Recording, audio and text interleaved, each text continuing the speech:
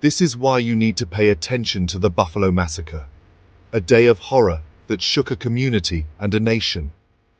The events that unfolded on that tragic day have left an indelible mark on the hearts and minds of many, serving as a grim reminder of the deep-seated issues that continue to plague our society. On that Saturday, an 18-year-old white supremacist named Peyton Gendron targeted a predominantly black neighborhood. This was not a random act of violence, but a premeditated attack fueled by hatred and bigotry. The choice of location was deliberate, aimed at inflicting maximum harm on a community that has long been marginalized and oppressed. Armed with a modified Bushmaster XM15 rifle, he entered Tops Friendly Markets and opened fire, live streaming part of his attack on Twitch. The use of live streaming added a horrifying layer to the atrocity, as it allowed the perpetrator to broadcast his heinous acts in real time, seeking notoriety and spreading terror far beyond the immediate vicinity. Gendron's meticulously planned assault resulted in the deaths of 10 people, all African American, and injuries to 3 others. The community was left in a state of shock and mourning, grappling with the senseless loss of life and the brutal reality of racially motivated violence. Memorials sprang up almost immediately, with flowers, candles, and heartfelt messages honoring the victims. The victims included a grocery store security guard, a retired Buffalo police officer, and a local church deacon. Each of these individuals had their own unique stories and contributions to the community. The security guard, who had dedicated his life to protecting others, the retired officer who had served with honor, and the deacon who was a pillar of faith and support for many, all were taken in an instant. Driven by a racist ideology, Gendron's manifesto revealed his belief in the Great Replacement Theory, a baseless conspiracy aimed at diminishing the influence of white people.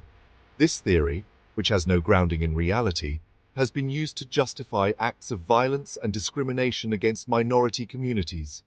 It is a dangerous and divisive narrative that seeks to sow fear and hatred. His radicalization was fueled by extremist content online.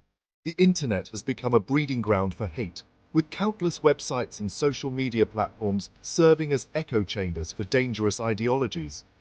These platforms often fail to adequately monitor and remove harmful content, allowing it to spread unchecked and radicalize vulnerable individuals. Captured at the scene, Gendron faced multiple charges, including first-degree murder and domestic terrorism.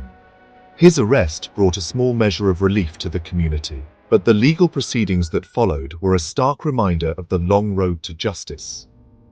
The charges reflected the severity of his crimes and the impact they had on the victims and their families. He pleaded guilty and was sentenced to life without parole. This sentence ensured that he would never again pose a threat to society, but it could not undo the damage he had caused. The courtroom proceedings were a somber affair, with the judge's pronouncement bringing a sense of finality to a case that had gripped the nation. The Buffalo Massacre profoundly impacted the East Side community, shattering their sense of safety. The neighborhood, which had always been a close-knit and supportive environment, was now a place of fear and uncertainty. Community vigils and gatherings became a way for residents to come together, share their grief, and begin the healing process. It sparked national discussions about gun violence, white supremacy, and the role of social media in spreading hate. These conversations were not new, but the Buffalo Massacre brought them to the forefront once again, highlighting the urgent need for comprehensive solutions to these pervasive issues. Protests and rallies were held across the country, demanding action and accountability.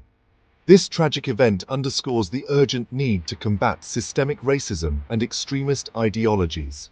It is a call to action for individuals, communities, and policymakers to work together in addressing the root causes of hate and violence. Educational initiatives, community programs, and legislative measures are all crucial components of this effort. Let's strive for a more inclusive and equitable society. By fostering understanding, empathy, and respect, we can create a world where everyone feels safe and valued. It is a collective responsibility that requires ongoing commitment and effort from all of us. Disclaimer.